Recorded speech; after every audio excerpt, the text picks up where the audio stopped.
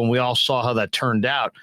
Do you think the defense is so good this year that they really can be like the 2000 Ravens, where it really is a situation where Jimmy just has to make a few throws and take care of the ball and they can contend for a title?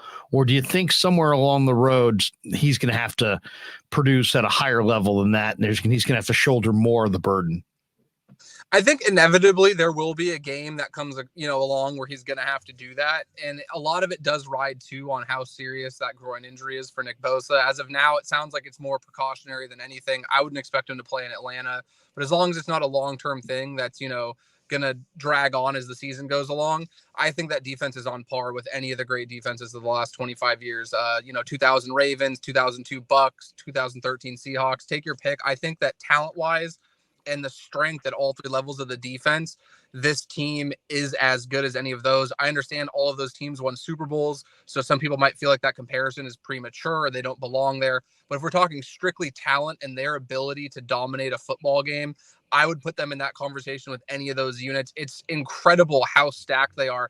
And we're even seeing later in the game, when you don't have a Nick Bosa, when you're down in Emmanuel Mosley, they still were able to just wreak havoc. And again, I understand it's the Panthers, so some people might not be moved yet, but you can't undersell how deep this unit is and how good they are beyond just that starting 11 that are on the field, and how they are able to have these guys step up week in and week out. So yes, inevitably, I do think there will be a game where Jimmy will have more on his plate. And I think that he's proven in the past, he's capable of winning those games. The one people always point to is New Orleans in 2019, that Halloween game in Arizona that same year.